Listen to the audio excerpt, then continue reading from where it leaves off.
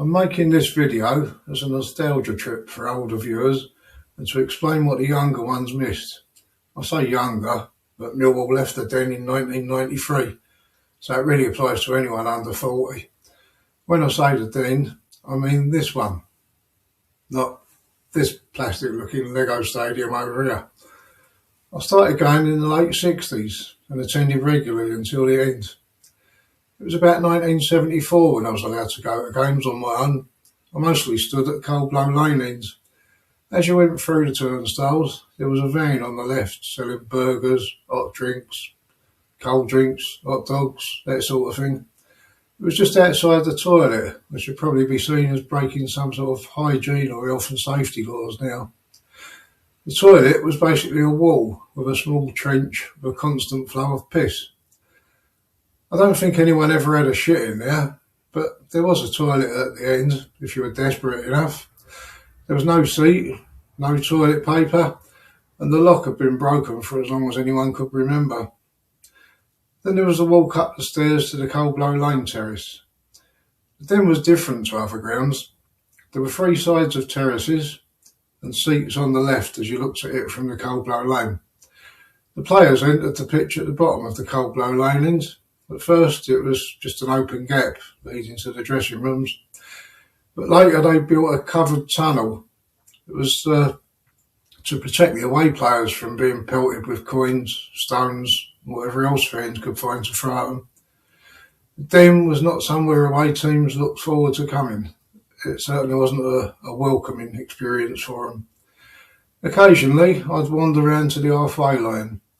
You could buy a beer there, Hurleman's Lager. We called it hooligans. It was next to the other toilet. This one was so full you'd be ankle deep in piss, as it always overflows. I never really liked standing on the halfway line. It seemed more natural to watch from behind the goal rather than sideways view. Saturday games kicked off at 3 o'clock. You might have heard it was 3:15 at Millwall. This was because the club had a large following of dockers. Their shifts didn't give them enough time to get there at 3 o'clock. But this was abolished and they finally stopped it in the early 60s. There was no sponsorship in those days. Shirts just had the Millwall badge or logo, nothing else.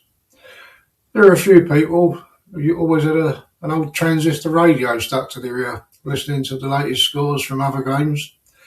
There was one called Cat Weasel who used to stand near me.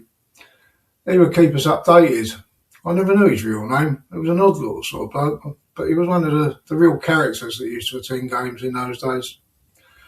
Half time was 10 minutes, not 15 like we have now, and it was rare that more than a minute or two was added.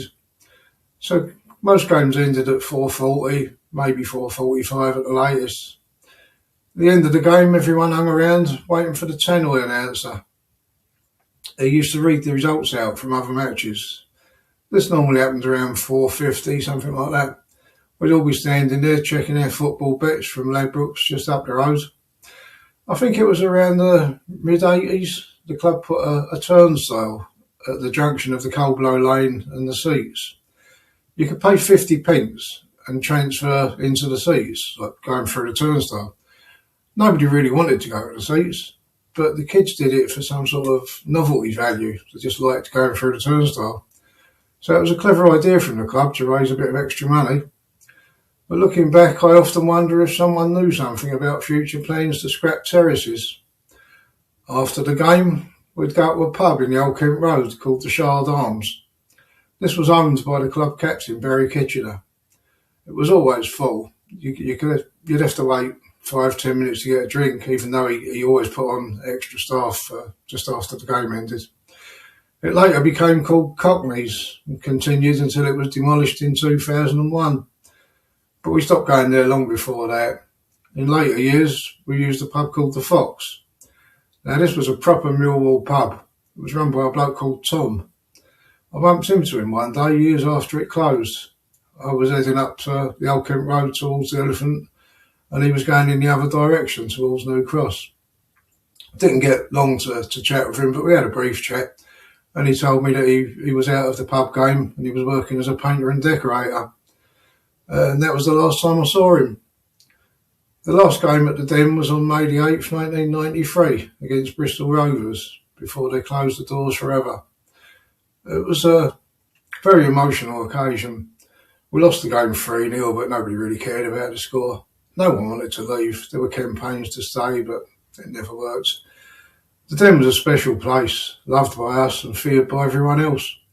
On the 4th of August 1993, the first game was played at what was then called the New Den.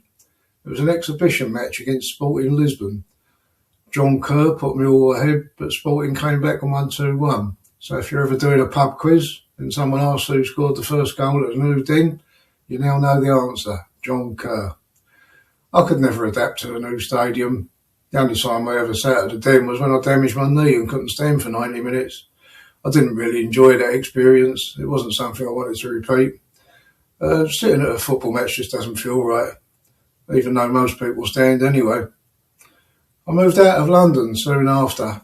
The move was partly due to Lewisham Council knocking my flats down, and partly because I've become disillusioned with it. There was a lot of changes going on, not just the football, but everything was changing. My local pub, the Brown Bear in Deptford High Street, had closed. I think that was late 80s.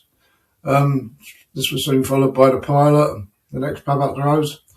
The Crypt, which was a sort of punkish nightclub under St Paul's Church. The Saxon Rock Club in Catford, now a Lidl supermarket. Everything was going. I felt like my life was being taken away from me without my permission. I needed to get away. But despite all this, I think if Millwall was still at the Den, I would still be living in London. Anyway, before this gets too depressing, I'm going to move on and name my team of the 70s. This is what I see as the best team made up of anyone who played for Millwall during the decade of the 70s. And I'm going to follow it up with my all-time Millwall best team. When I say all-time, I'm talking about from the late 60s onwards. That's as far back as I can go. So, let's get into it. Some players I considered who didn't quite make it: Eamon Dunphy, John Seasman, Barry Bridges, Terry Brisley, Brian Hamilton, who could forget that goal in the 3-3 draw against Tottenham. Brilliant, but he didn't quite make it.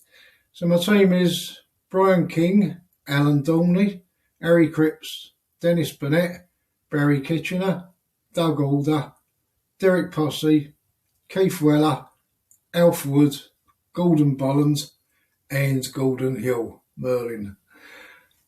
Some of you might say that Keith Weller was a 60s player, and of course you would be right. But he didn't leave the club until May 1970, when he joined Chelsea for £100,000, which was a fortune in those days, just after they won the FA Cup. Anyway, that's my team of the 70s. If you disagree, please just say so. Add a note in the comments, tell me what you think, who you'd have left out, who you'd have included. Join in.